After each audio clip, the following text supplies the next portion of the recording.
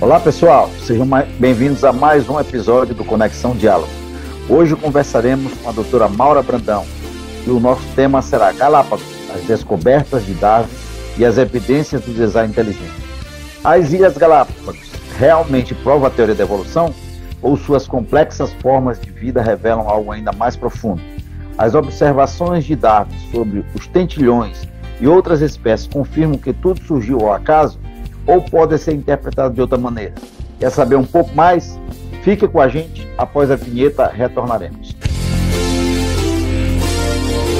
Informação, entretenimento, cultura, negócios, saúde, educação e fé. No ar, Conexão Diálogo com o Dr. Paulo de Tarso. Mais que um podcast, um debate sobre a vida. Oferecimento Wiki Telecom, a maior operadora de telecomunicações do Maranhão. Cell Dental, centro especializado em atendimento odontológico com qualidade e excelência. Instituto Brasileiro de Serviços Médicos, IBMED. CB2Go, o sabor especial do café mineiro, na melhor cafeteria de São Luís. Realização S23 Produções. Conexão Diálogo com o Dr. Paulo de Tarso.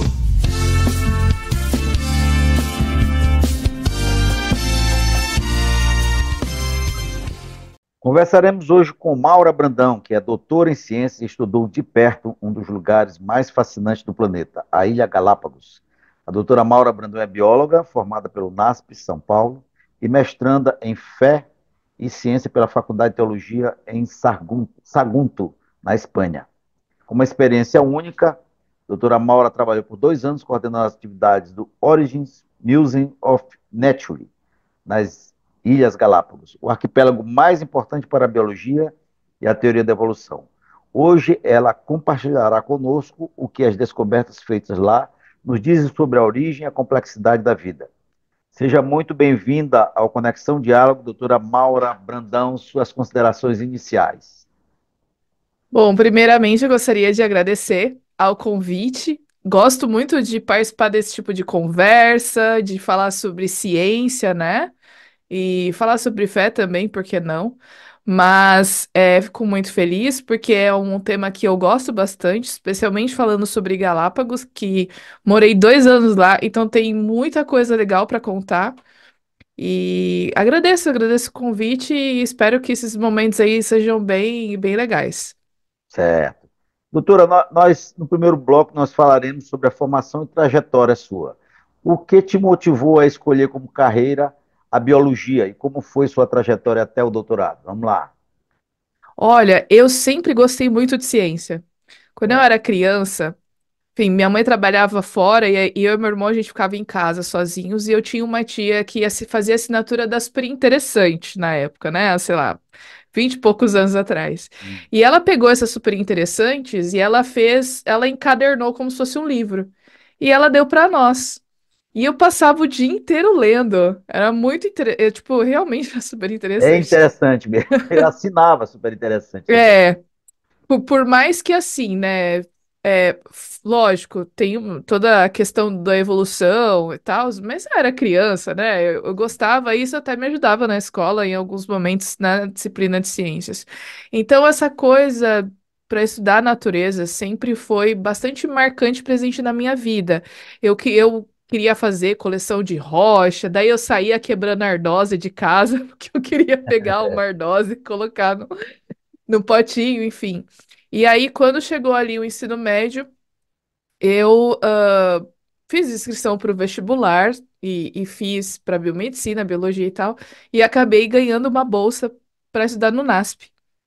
E aí entendi que eu deveria, de fato, ir para São Paulo para poder estudar lá no NASP e fiz a minha faculdade por lá. Então, esse gosto e esse interesse e curiosidade pelo mundo natural sempre foi presente, nunca foi uma dúvida saber o que eu iria fazer, o que eu iria fazer de faculdade, por exemplo. Então, para mim foi super natural, porque eu já gostava e estava envolvida bastante.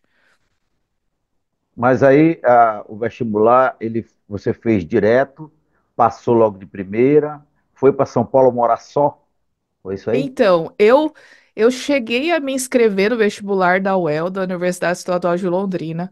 Só que como eu passei, eu ganhei a bolsa no NASP, né? E fiz vestibular também, que na época acho que foi uma redação só. E eu pensei assim, eu não vou trocar o certo pelo duvidoso, né? E peguei e fui para lá. E na época o NASP, ele tinha um regime de internato. Então, eu fui para viver no colégio, né? Tinha família lá em São Paulo, uma tia, primo que morava lá, só que eu de fato fui viver no colégio. Então, eu passei os 4 anos no internato, fiz a faculdade e aí depois saí de São Paulo, né? Sim, aí você se formou lá em biologia, e aí? Isso, daí é aquela coisa, né? Porque precisava trabalhar, né? Sim, Eu tinha que sair e tal, e voltei para Londrina, fiquei o tempo lá em Londrina, minha família é de lá, apesar de eu ter nascido em Recife, né? A gente estava conversando aqui sobre isso, mas eu me criei no norte do Paraná, então eu meio que me considero paranaense também. E aí foi o momento de eu buscar uma função.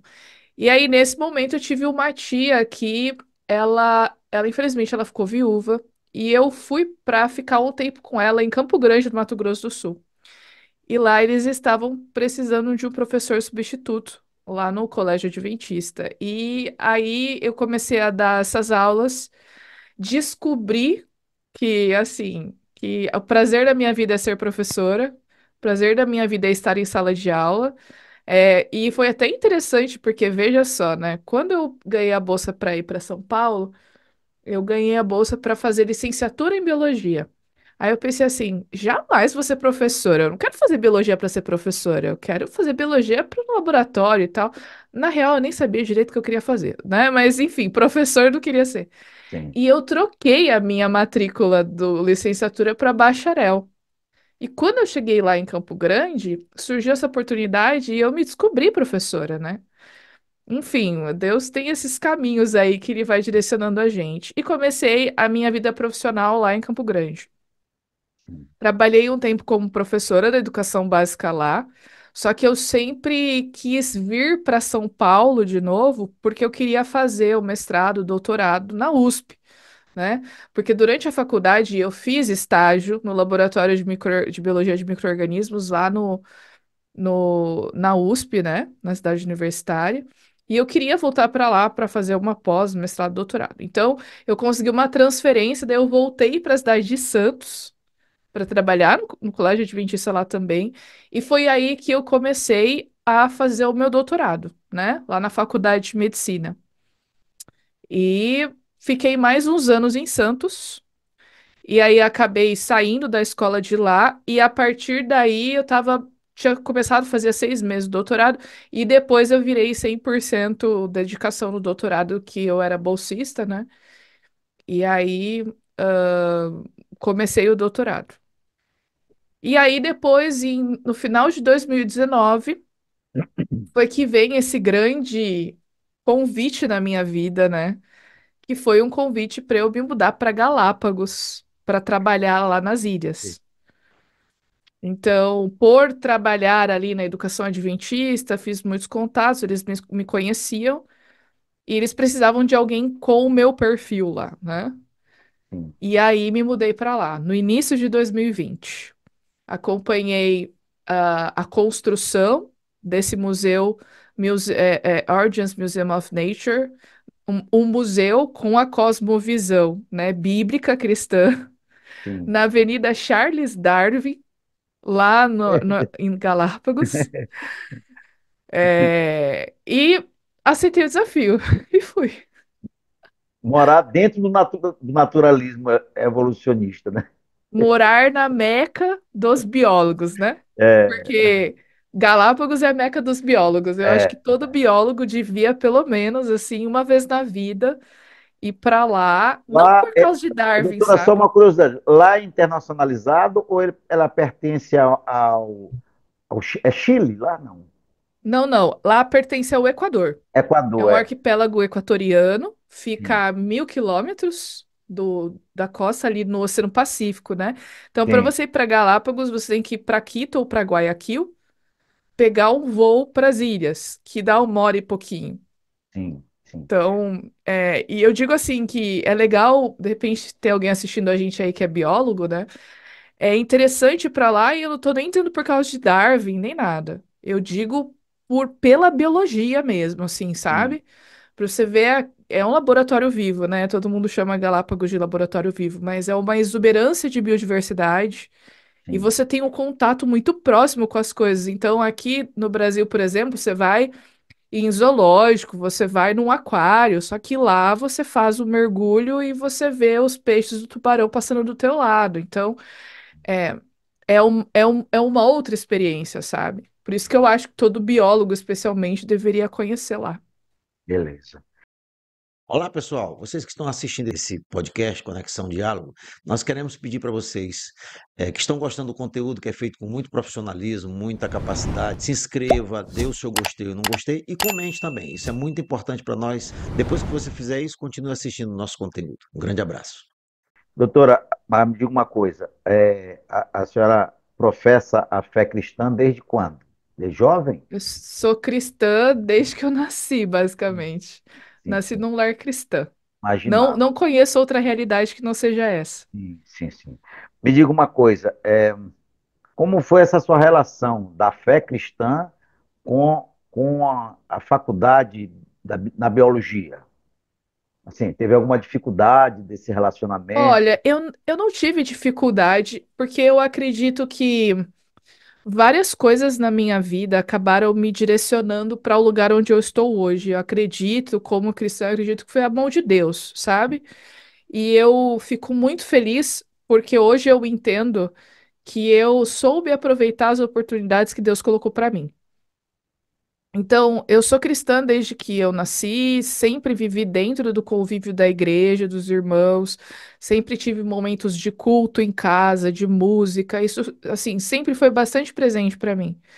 E aí depois eu terminei meus estudos da educação básica, ensino médio, estudei em escola adventista.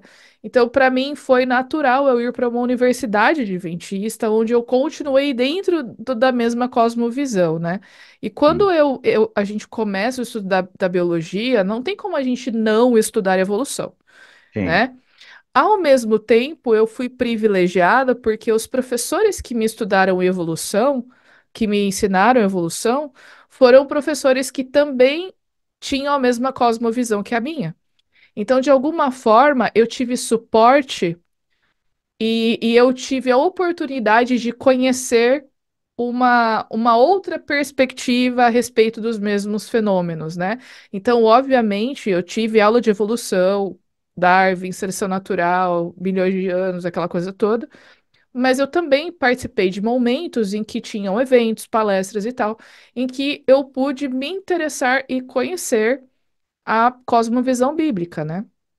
Então, para mim, assim, eu não passei por grandes lutas, tipo crises pessoais, assim. Para mim sempre foi muito natural entender as coisas dessa forma. Houve momentos em que eu tive dúvida em determinados pontos e conceitos, claro, mas aí eu busquei e estudei, e para mim fez sentido, né? uhum, Então, eu nunca passei por uma crise existencial. E aí, eu não sei assim, né? Aproveitando que a gente está falando disso, é, tem pessoas que têm histórias lindas de conversão, do tipo, eu era ateu e agora acredito em Deus. E assim, eu não tenho essa história. Só que eu acredito que talvez a minha história ela possa tocar alguém que sempre foi cristão e hoje se encontra no momento de dúvida. Então, talvez isso possa ajudar essa pessoa a entender que existem evidências interessantes para nós permanecermos acreditando em Deus, acreditando no relato bíblico, enfim, né? Então, assim, eu sou cristã, passei por essas experiências e decidi permanecer, sim, né? Então, eu acho que a gente pode ter algumas diferentes perspectivas, assim, dessa história. entendi. Aí, no decorrer da vida, surgiu a oportunidade de fazer mestrado, atualmente, em fé e ciência. O que Isso. lhe levou a fazer isso? Era um conhecimento mais científico? Exato. Então, eu terminei o doutorado. em 2021, né? Teve pandemia, aquela coisa toda. Em plena Aí pandemia. escrevi minha tese na pandemia, museu fechado lá, eu fazendo trabalho à distância, com palestras em escolas e tal. E nesse ano eu terminei minha tese, fiz minha defesa.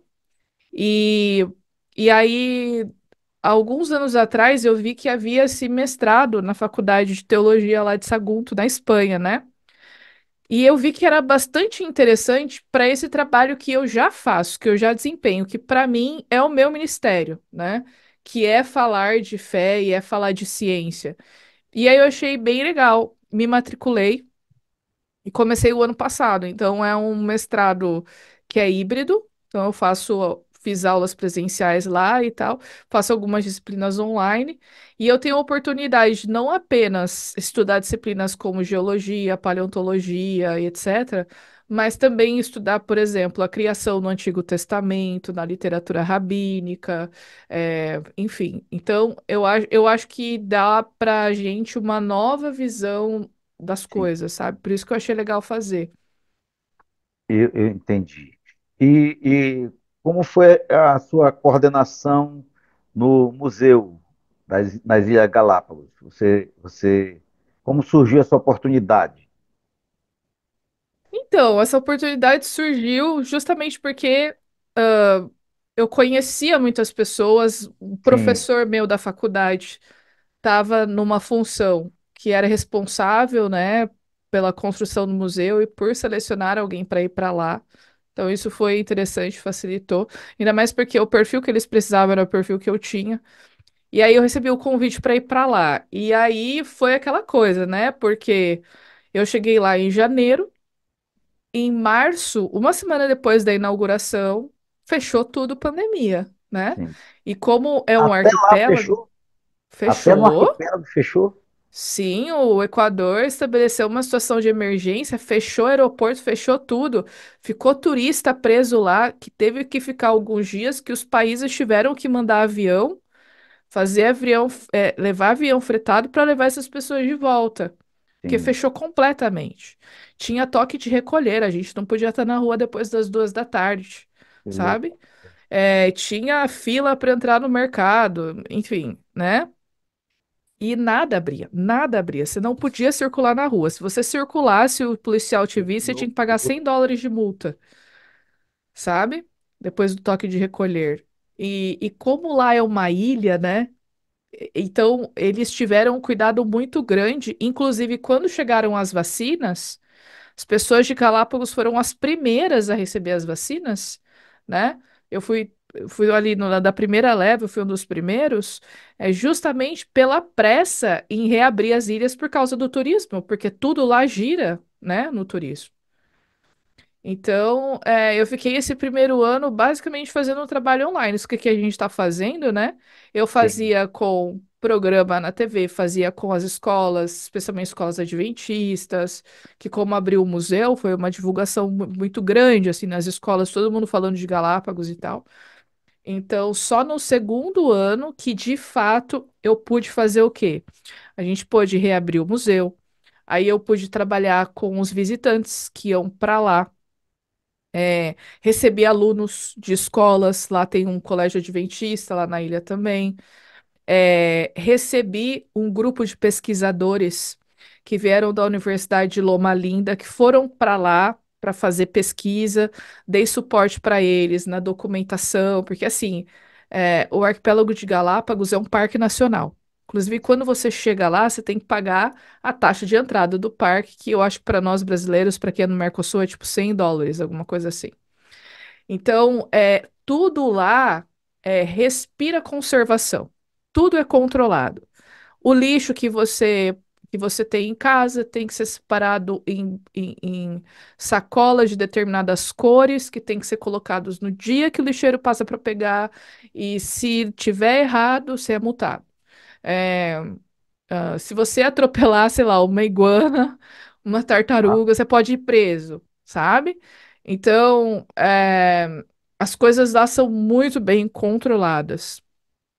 Então, eu ajudei eles nesse processo de conseguir documentação e também ir com eles nas diferentes ilhas para ser essa intermediação com o pessoal do Parque Nacional. E também ajudei, né? Ajudei eles ali para coletando os invertebrados, né? Que são aquelas cracas que crescem em cima da rocha. Eles pegaram ali com autorização sangue das iguanas, né? Porque lá em Galápagos tem a única espécie de iguana marinha do mundo. É uma iguana preta. Quem está assistindo a gente pode pesquisar aí no Google, é uma iguana preta, grandona, assim. E ela nada para se alimentar de algas. Então, é bem interessante eles estudaram isso. E, e aí as minhas funções giravam em torno disso, em fazer essa intermediação com pesquisadores e também fazer o atendimento do museu, receber as pessoas, dar uma palestra de vez em quando, mostrar a exposição, receber alunos, né? Fazer esse apoio aí dos visitantes. Entendi. Nas igrejas, a gente sempre está lidando com o tema de criação. Isso é praticamente impossível uma pessoa estar na igreja e não ouvir falar sobre a criação. Em que momento você teve contato com o design inteligente? Hum. Olha, design inteligente, eu acho que foi até antes de eu ir para Galápagos.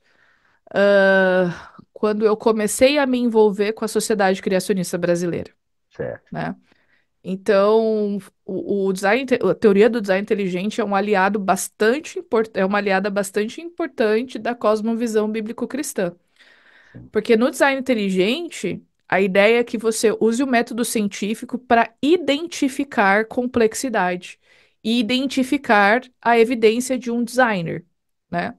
Porque quando a gente fala, por exemplo, da cosmovisão bíblico-cristã, a gente está falando de narrativa bíblica. Quando a gente fala da Semana da Criação, por exemplo, você não tem evidência científica de fato que aquilo aconteceu. Então a gente está meio aqui no campo das ideias, na fé. Agora, a partir do momento que você usa o método científico para encontrar evidência, essa complexidade, que são os critérios, né, e encontrar evidências de planejamento inteligente, as coisas começam a se alinhar, né? Então, eu acho que o design inteligente tem esse papel bastante interessante. Quando a gente estuda a natureza e a gente vê essas evidências, isso pode ser um aliado interessante que é, é, é, é mais um subsídio interessante para a gente colocar com outros que vão dar razão à nossa fé, né? Exatamente. Eu digo que é um instrumento de defesa, inclusive, da fé. Né? É Exatamente. um instrumento que nos dá mais certeza da nossa fé. Não é? Como diz lá em Exato. Pedro. Ah, doutora, vamos começar agora a falar sobre sua experiência nas Ilhas Galápagos. Uhum. Charles Darwin visitou as Ilhas Galápagos em 1836. Como Uhum. essa viagem influenciou a formulação da teoria da evolução? Vamos lá. Essa pergunta é bem interessante porque tem muita gente que acha que Galápagos teve Darwin teve um insight em Galápagos e Sim, simplesmente a teoria surgiu ali, né? É lógico que isso, de alguma forma, é usada como marketing para levar as pessoas para lá. Só que, na verdade, a teoria da evolução na cabeça do Darwin foi se formando ao longo dos anos. sim, As coisas que ele viu em Galápagos, se eu não me engano, ele passou lá umas 5 semanas, só, só ajuntaram no acumulado de evidências que ele já estava vendo enquanto ele viajava com o Beagle, né? E depois que ele voltou com testes e cruzamentos que ele fez na propriedade dele, né? Juntou com tudo isso para dar subsídio à teoria dele. Tanto que no livro Origem das Espécies, ele não fala tanto assim de Galápagos, ele menciona algumas passagens. Então, essa história da importância de Galápagos para a teoria da evolução, na verdade, vem depois que ele publicou o livro, quando alguns apoiadores dele acabam discutindo um pouco melhor a respeito, especialmente dos tentilhões, né? Que são umas aves tamanho de um pardalzinho, são bem pequenininhas, mas que chamam bastante atenção por causa do tamanho do bico especialmente o tamanho do bico, né? Então, inclusive, por exemplo, você pega ali a origem das espécies, você vai ver que o Darwin, ele cita inclusive o Fritz Miller, que é um naturalista que morou aqui em Blumenau, que estudava a fauna e flora da região. Ele cita isso várias vezes, né? Então, Galápagos não foi ali onde Darwin teve a ideia, mas foi um lugar que ficou bastante famoso justamente por causa do exemplo dos tentilhões. Então, você vai lá nas ilhas, o povo vai lá e faz cruzeiros para fazer o caminho que Darwin fez. Você vai na ilha de São Cristóbal, que é a capital da província de Galápagos, tem lá uma estátua do Darwin. Né? Tem um modelo do HMS, né, do Beagle lá. Então, tem a fundação, foi criada uma fundação no Instituto Científico, Fundação Charles Darwin, né? Tem a Avenida Charles Darwin. Então, a ilha gira muito em torno da figura das ciências naturais e do Darwin como ícone, né? Sim, Dessa questão justamente por causa da evolução. Então, é bastante interessante a gente falar sobre isso para a gente desmistificar essa questão.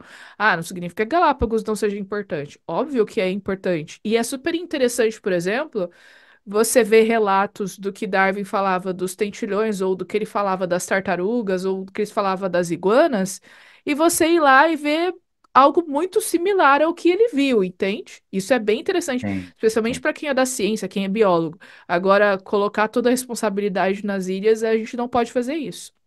Ele virou uma espécie de garoto propaganda das ilhas, né? Exatamente. Isso é Legal. usado como turismo, né? Porque, tipo Turismo. assim, quem é nerdão, tipo eu, assim, né? Eu lembro que eu pesquisava passagem para Galápagos quando eu estava na faculdade ainda.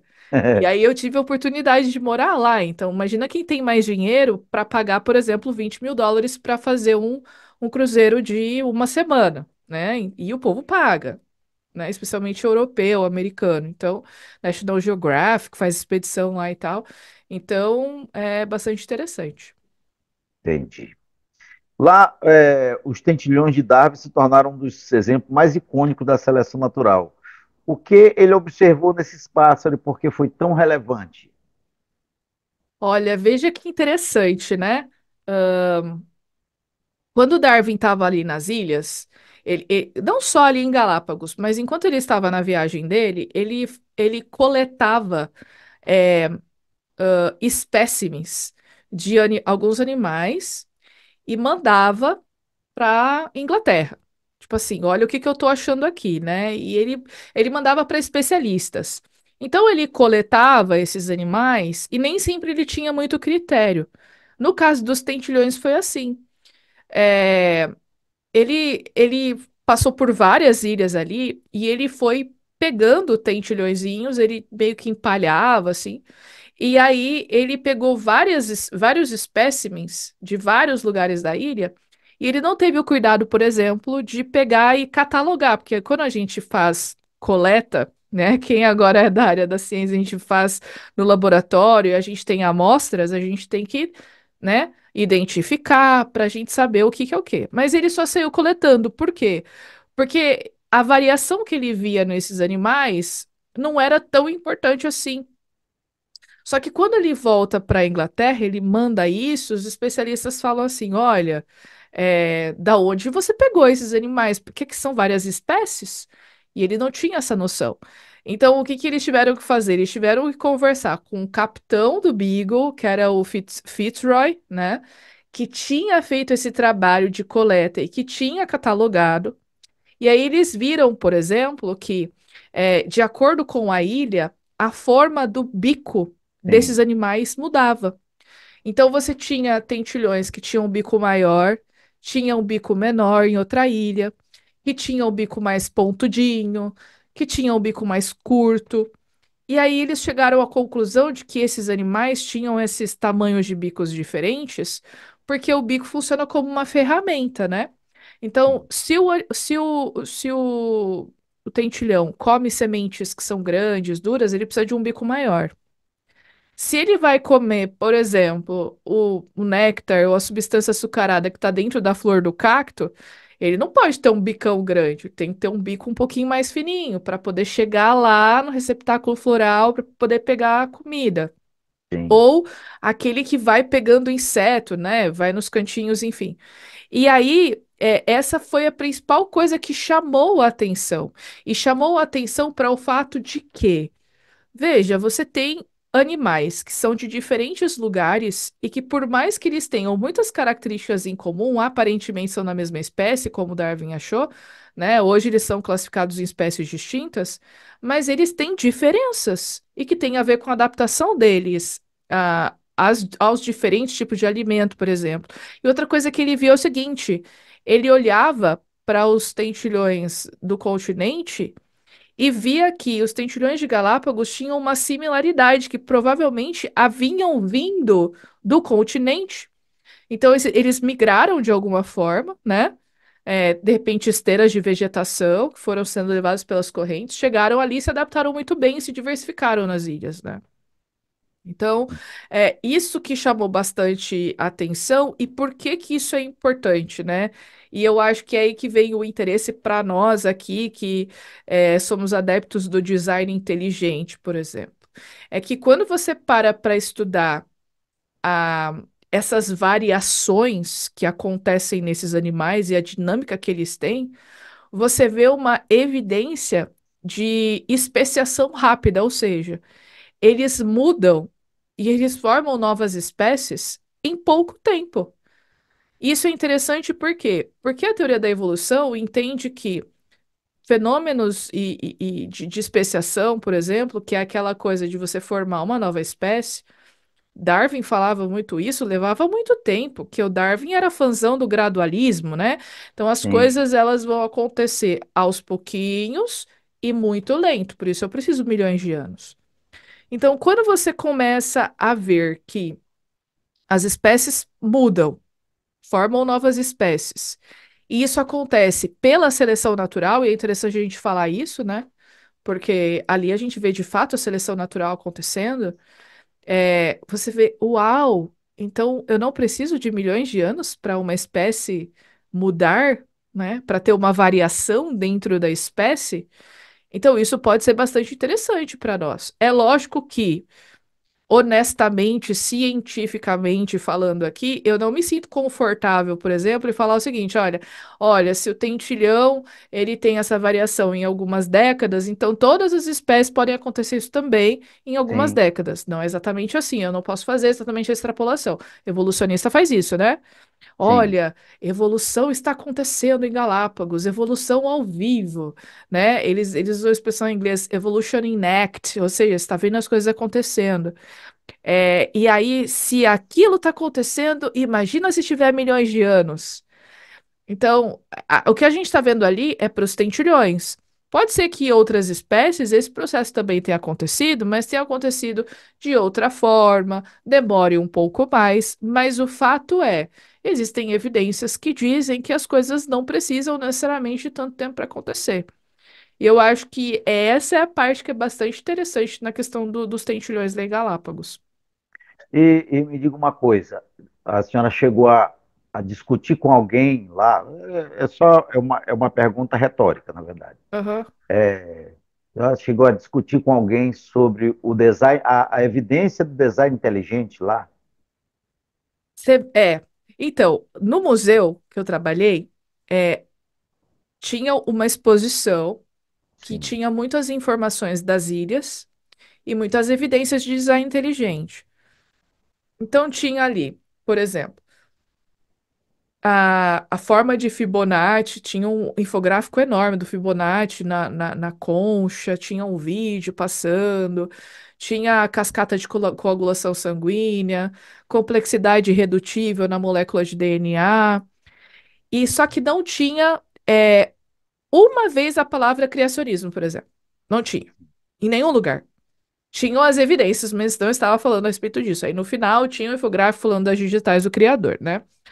E aí, às vezes, as pessoas entravam ali porque as pessoas estavam indo sentido Fundação Charles Darwin, porque lá tem um museu. Bem interessante, inclusive, que tem coisas do Darwin e tal. Tava indo pra lá. Só que no caminho tinha o museu lá que eu trabalhava. E eles entravam, porque a gente não cobrava ingresso.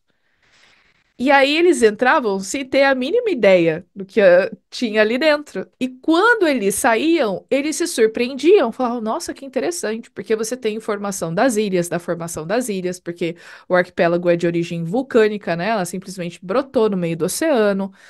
E aí tem toda essa questão de placas tectônicas. Depois falava de algumas espécies de lá que são muito interessantes.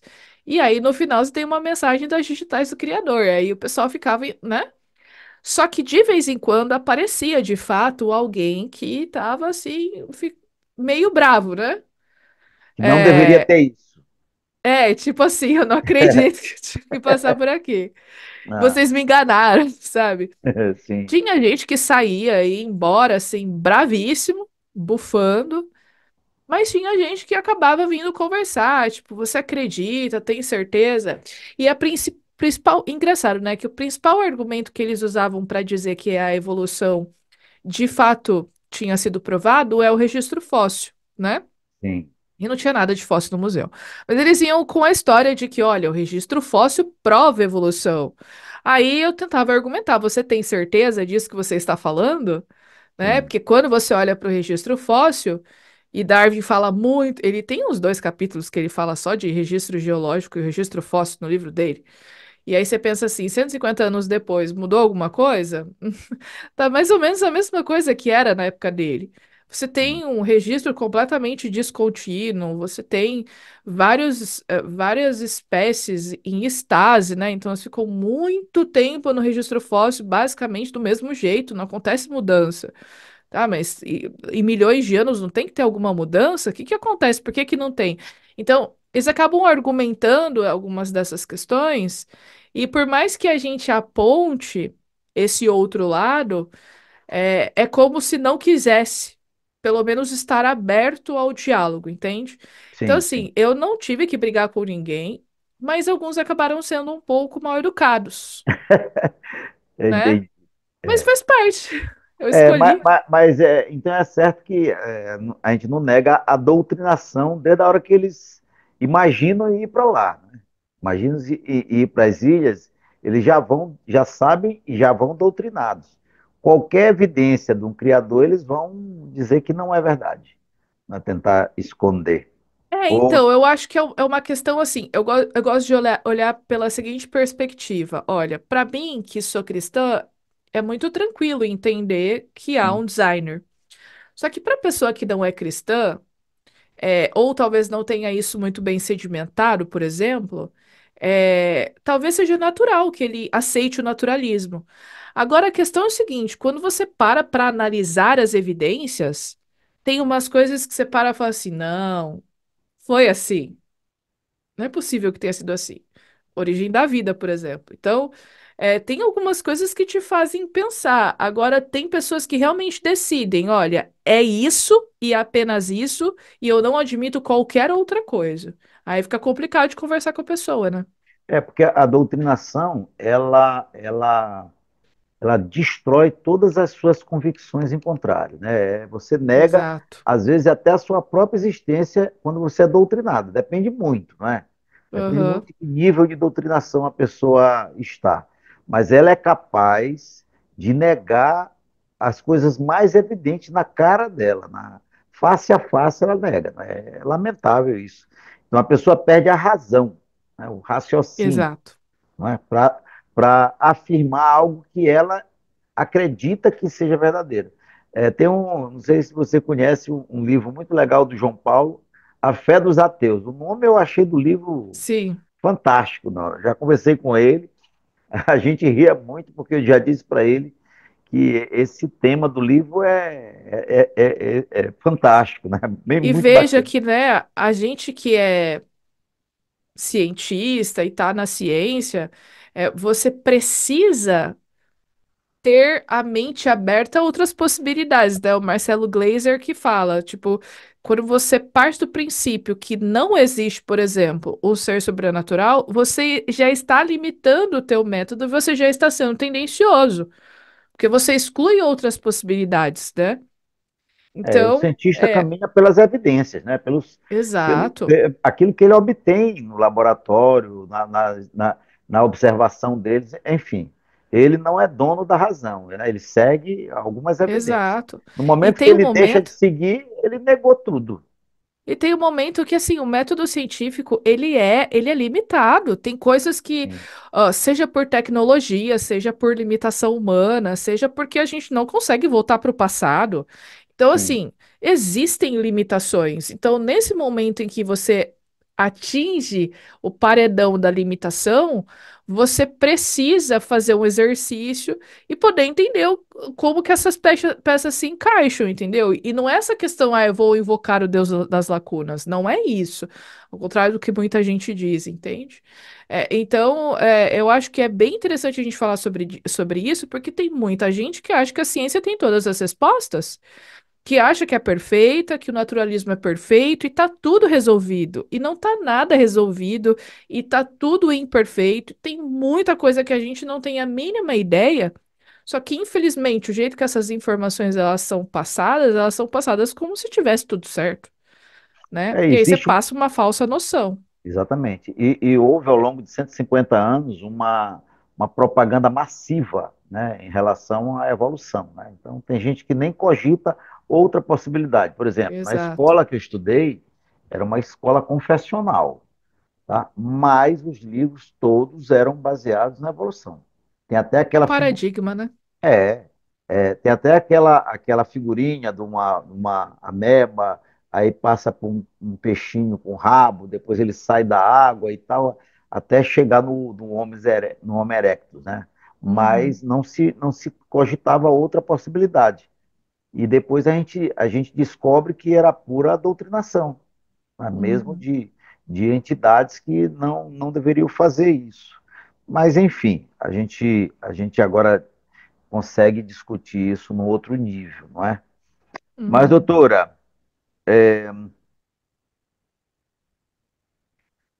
você teve acesso a pesquisas ou materiais que podem ampliar ou até desafiar algumas conclusões que Darwin tirou da época? Existe contraditório hoje mais concreto em relação à evolução? Olha, é, a teoria da evolução que existe hoje não é a mesma que Darwin propôs no século XIX, né? É importante a gente falar disso também, porque ela foi completamente reformulada, foram surgindo novas evidências, especialmente por quê?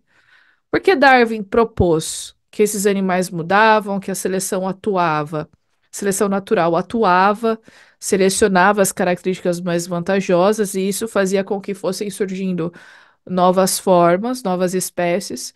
Só que ele não tratou, por exemplo, da hereditariedade. Como é que isso era passado para frente? Então, ele até propôs uma ideia chamada de pangênese, que era, ele falava que todos os nossos órgãos tinham gêmulas, tinham partezinhas pequenininhas que se juntavam na hora da concepção e formavam um novo ser. Só que veio um primo dele, o Francis Galton, e ele testou essa ideia do Darwin, pegou sangue de coelhos e tal, misturou e tipo, ele viu que não tinha nada a ver isso aí.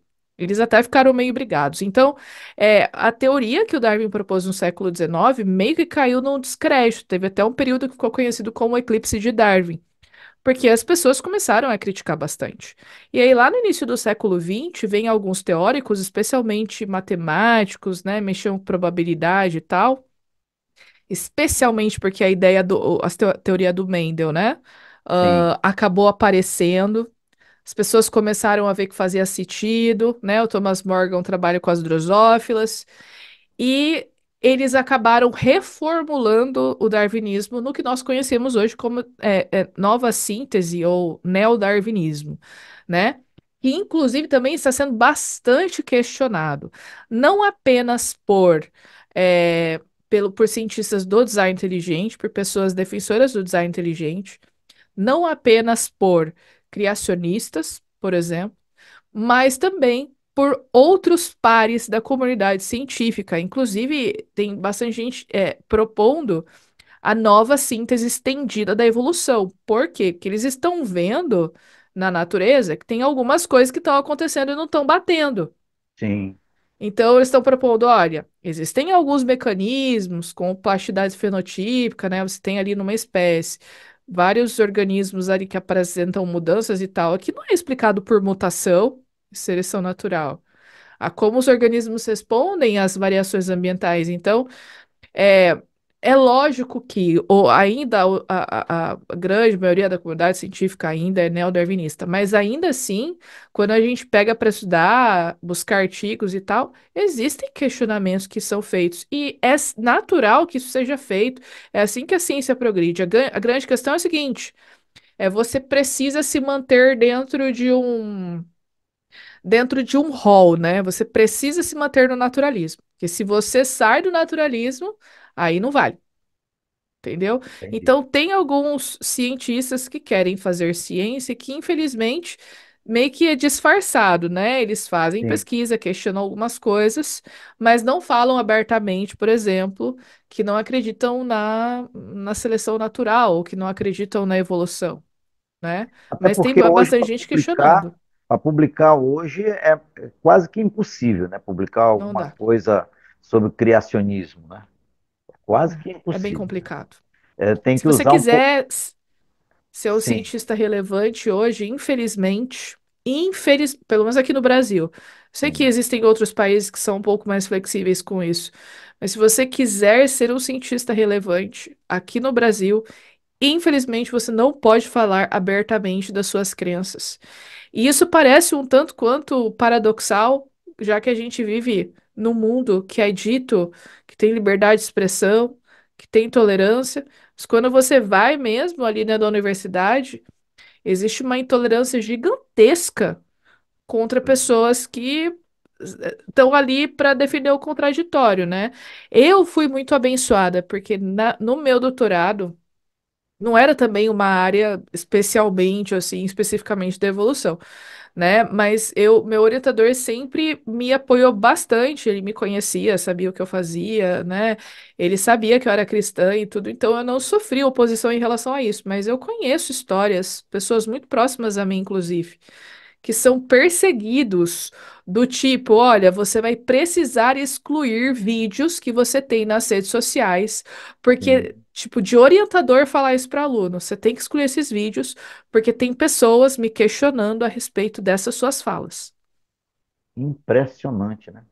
Como a política entrou na ciência de Exato. modo devastador. Mas, não é? Doutora, em relação à sua experiência como professora, o material que a senhora ensina nas escolas, eles são puramente criacionistas ou existe um contraponto sobre evolucionismo e criacionismo? Olha, eu sou professora da educação adventista, então a educação adventista produz seu próprio material didático por meio da Casa Publicadora Brasileira, né? Sim. Então, a gente tem esse material que é produzido por pessoas que têm a mesma cosmovisão que a rede. Mas não é só por isso que a gente vai ficar falando de Bíblia o tempo inteiro. Inclusive, eu, como professora de biologia, e eu tenho o objetivo de fazer com que os alunos eles desenvolvam um senso crítico.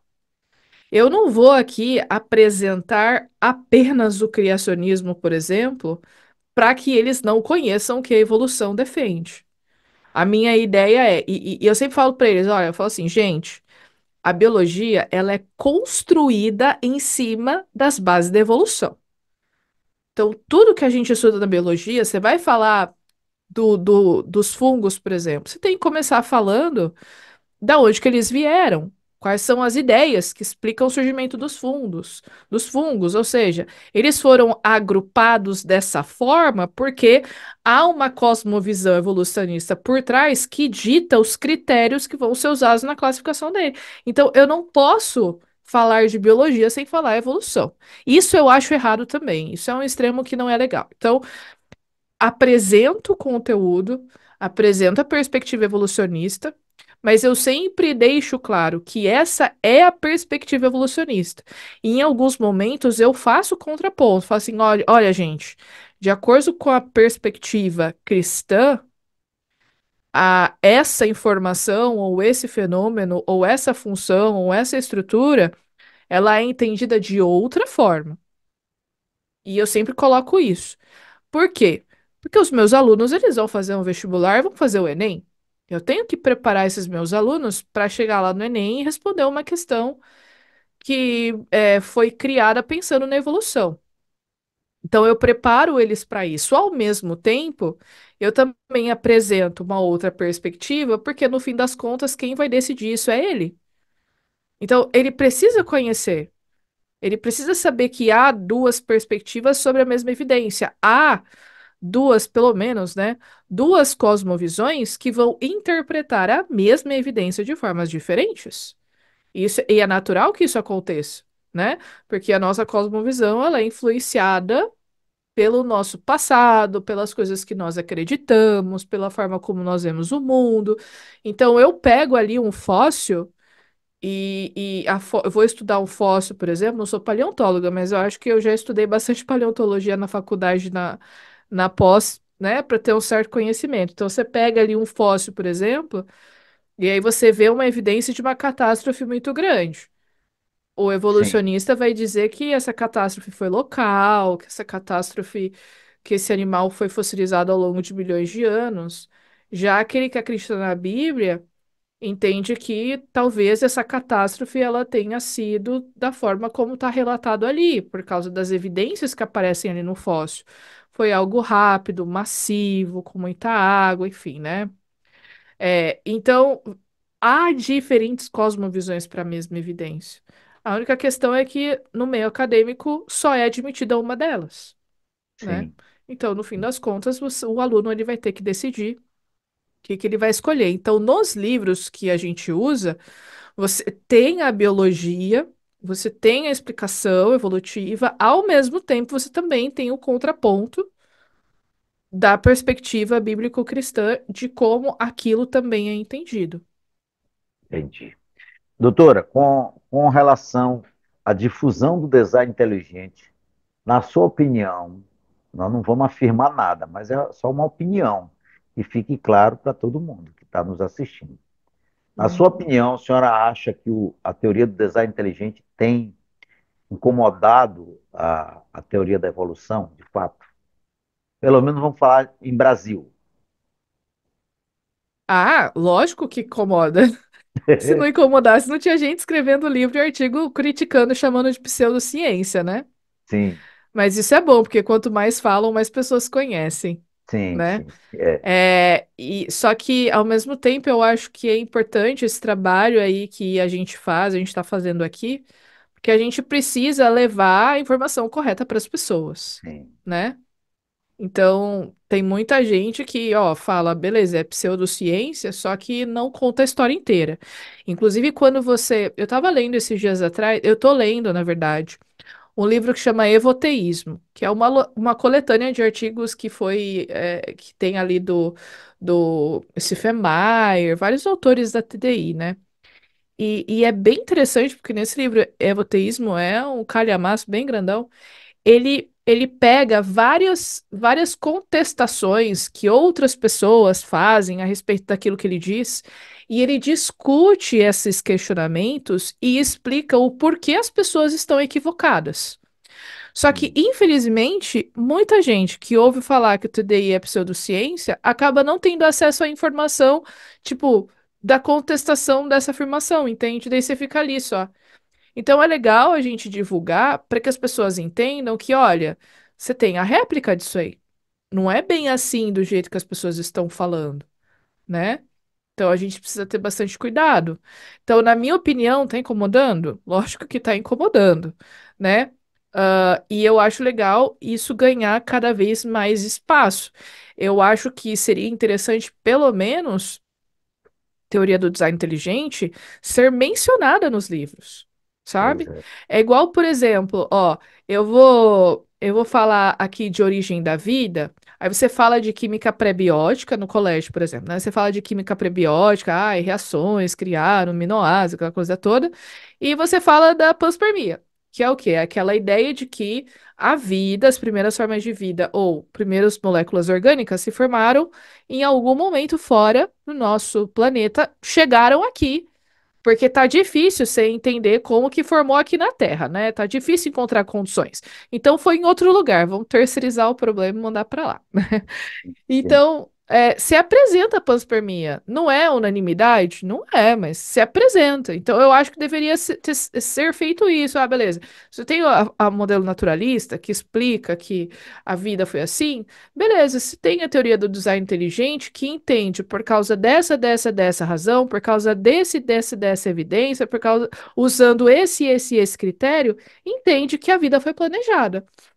Sim. Você não precisa nem falar que é Deus, mas que ela foi planejada.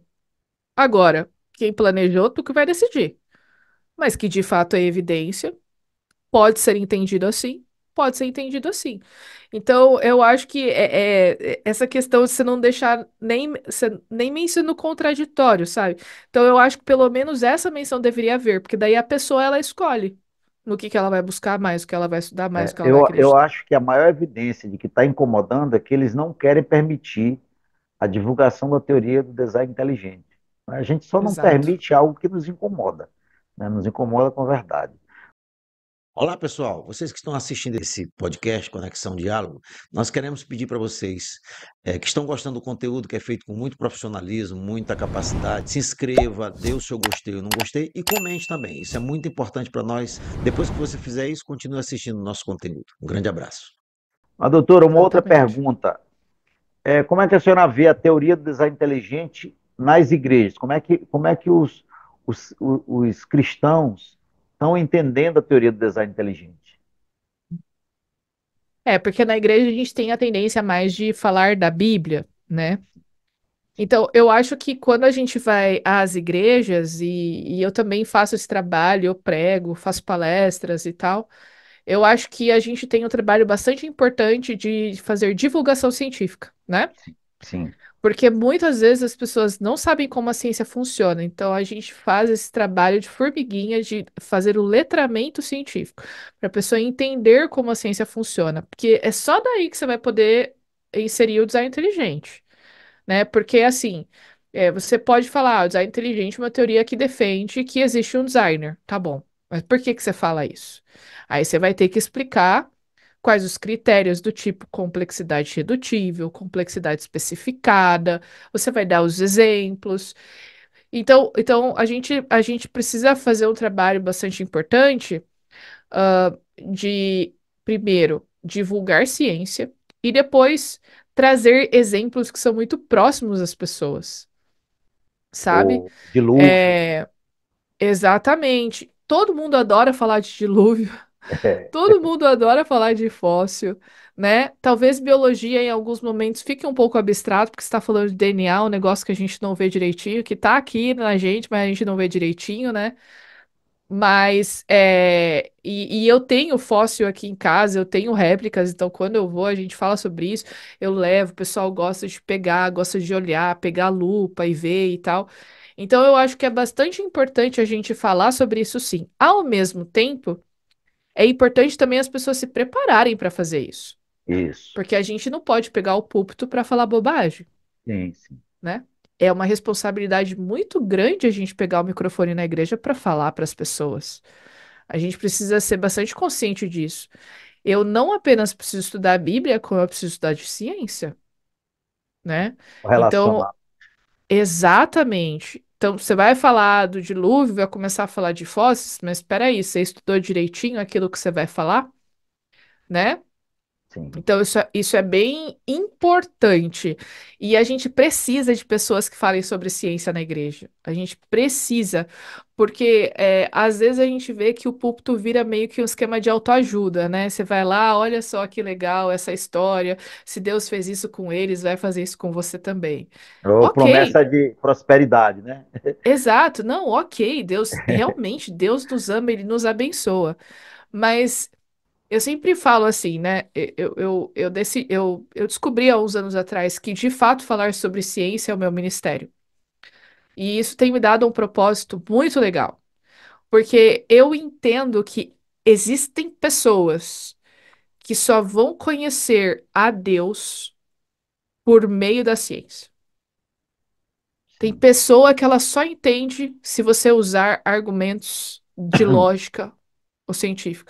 Tem gente que, legal, você conta a história ali, tipo o Dr. Rodrigo Silva, você fala de arqueologia, olha, Jesus existe, o povo de Israel existiu, Davi existiu, Babilônia. Tem gente que gosta disso e vai achar isso sensacional. Mas tem pessoas, a galera da hard science, sabe? Biologia, física, química, que muitas vezes isso não tem significado para eles. Então a gente precisa de pessoas que falem a mesma língua que essas pessoas, entendeu? E é por isso que eu acho bastante importante, de repente, se tem alguém assistindo a gente, que é dessa área da ciência e que se sente tocado a falar sobre isso, estude e encare esse desafio. Porque eu recebo histórias tão bonitas, sabe? De pessoas que, por exemplo, ouviram um podcast que eu participei, viram um vídeo meu, assistiram uma palestra, entrevista, alguma coisa assim, falam assim: nossa, você foi muito importante na minha conversão. Você já imaginou ouvir isso? Isso é muito legal. E aí você pensa assim: nossa, de fato, às vezes as dúvidas que eu tenho, dificuldades que eu tenho, valem a pena por causa dessa pessoa, né? Então, eu sou muito convencida de que Deus quer atingir pessoas por meio da ciência, né? Das evidências, mostrando que realmente Ele é o nosso designer. E a gente tem o exemplo de Jesus, né? Jesus, quando ele falava com os pescadores, ele só podia falar de peixe, de rede, de mar, de barco, Exato. né? Então, ele usava os elementos que ele tinha para falar do reino de Deus, né? Que a gente precisa usar para atingir essas pessoas, né? Mas, doutora Maura, que mensagem a senhora deixaria para os nossos espectadores, nossos ouvintes, que ou estão ou estarão vendo essa entrevista sua? Assim, sobre todos os aspectos, científico, cristão, de vida mesmo, a senhora ainda é uma pessoa nova, mas que mensagem a senhora deixaria para os estudantes que querem fazer biologia de um modo geral? Olha, toda vez que eu faço uma palestra assim na igreja e tal, eu sempre termino a minha fala falando sobre dúvidas. Porque eu acredito que muitas pessoas têm muitas dúvidas e acabam se entregando a essas dúvidas e se afastando de Deus. Então, é muito importante que a gente entenda que não tem problema nenhum você ter dúvidas, porque a gente não vai saber de tudo. A gente precisa entender, né, como o senhor disse lá em 1 Pedro 3,15. Paulo fala sobre dar razão à esperança que existe em nós. Então, é importante que você entenda o porquê você acredita naquilo que acredita. Então, primeiro de tudo.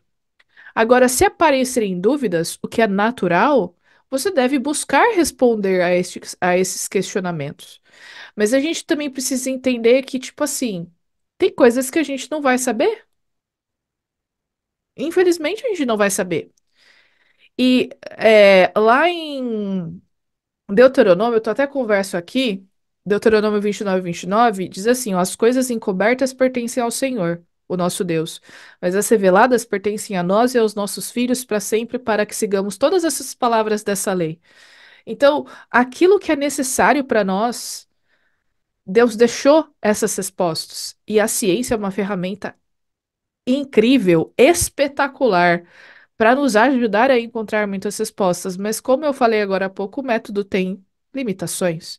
Então, vai chegar um momento em que a gente não vai ter. E o que que a gente vai fazer quando a gente tem essas dúvidas? A gente entende que nós somos limitados e em algum momento a gente vai chegar a essa resposta, ou a gente, por causa dessas dúvidas, desacredita no caso de Deus e vai para um lugar onde a gente acha e julga que tem tudo aquilo que a gente precisa, né? Então, eu acho que, antes de tudo, é importante a gente fazer uma autoanálise e a gente deve se conhecer e ter o nosso relacionamento com Deus para a gente encontrar força nesses momentos de dúvidas. Então, eu acho que a mensagem que eu deixo aí para as pessoas que estão nos acompanhando, né? Quem quiser seguir no Instagram, depois, no YouTube também, eu falo bastante sobre isso. Entenda que você tem dúvidas e você sempre terá dúvidas. Deixe suas redes Mas, sociais depois, tá? sim, eu deixo. Meu Instagram é Maura A. Eduarda, Maura A. Eduarda, e o meu YouTube é Observatório das Origens. Então, eu acho que é muito importante a gente ter a noção de que é natural ter dúvidas, é natural buscarmos, mas vai chegar um momento em que a gente não vai ter essas respostas. E é aí que a nossa fé em Deus vai ser importante para nos fortalecer e entender que talvez não seja o momento da gente ter essas respostas, mas entender que Deus tem tudo sob controle. E que se a gente não sabe isso, é porque talvez seja o melhor naquele momento, né? E aí, se a gente pudesse ver o que Deus vê, a gente faria exatamente o que ele está fazendo. Então, eu acho bastante importante ter essa consciência. Perfeito, perfeitamente. Doutora Maura, eu queria lhe agradecer muito, muito mesmo, pela sua participação. São 8h10, né? Sua disposição de ficar até essa hora. Talvez não tenha nem jantado ainda, não é? Mas queria lhe agradecer bastante, não é? E pedir que Deus continue lhe abençoando, seu casamento, seu Amém. esposo, né? E deixar o convite aberto para uma outra oportunidade, um outro tema que a senhora quiser divulgar, quiser conversar com a gente. E assim que a gente entender que é a hora, eu gostaria de lhe convidar para outra oportunidade. Tá bom, Sem doutor? dúvidas, eu estou à disposição. Nós lhe Sempre agra- falar sobre fé e ciência, pode me chamar. Pronto, pronto. É o nosso canal aqui, o objetivo maior é esse, falar sobre fé e ciência. Tá bom? Então, que o Senhor te abençoe e te guarde, minha irmã. Muito Que Deus lhe obrigada. abençoe e que Amém. te guarde de sua mãe, seu pai, enfim, sua família toda. Tá bom? Amém.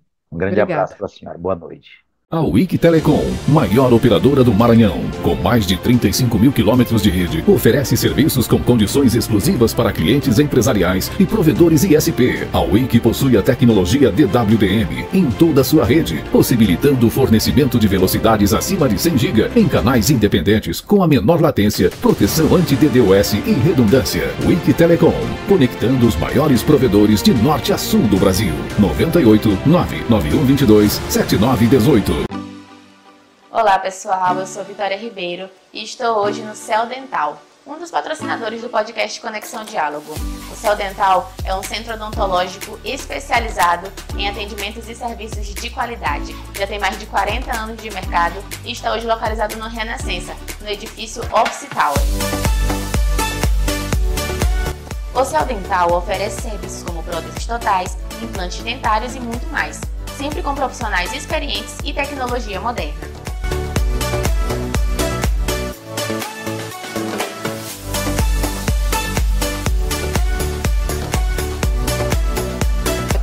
Quer agendar uma consulta ou fazer uma avaliação? Basta entrar em contato através do número 98 32 21 4174.